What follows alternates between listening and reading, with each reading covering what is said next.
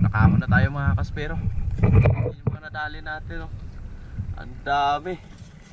Daming rabbit fish. Pero puno yung styro. Dalawa lang kami ni Master Dodoy, oh. Ayan.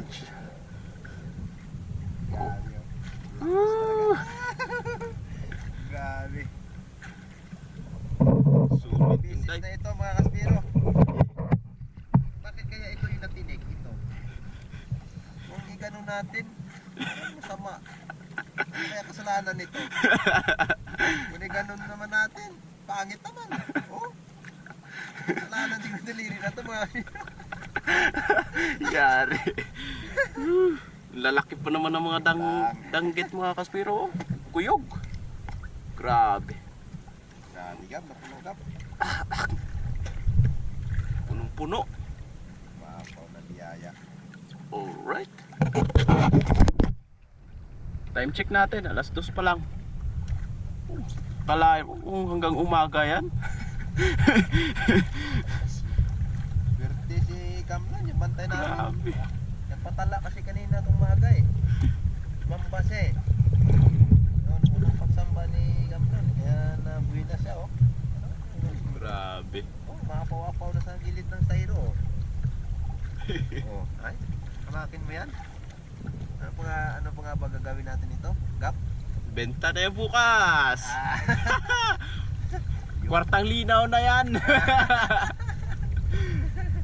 Ayos. Grabe. Saya.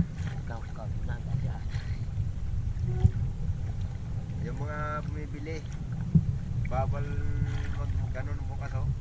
Bawal. Kasi matinik talaga yung daliri nyo. Yan mga kaspero, yung mga iba na benta na, dami nang bumili. Tapos ito yung mga natira. Yan, meron pa dun sa styro. Yan. Ito yung kuda natin kagabi oh. Mga 2 kilo. You know, grabe lalapad ng mga halos kasing lapad oh. Oh, 2 kilo, sakto.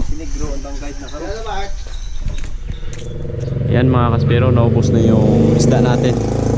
Ito yung kinita natin oh. Yan, dami. Bibilang pa ni Master Dodoy.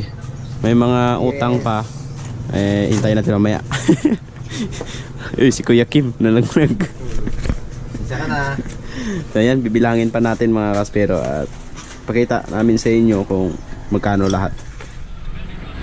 Yan mga kaspero, bali 8 daw lahat ang kinita namin ni Master Dodoy. 2 lang kami.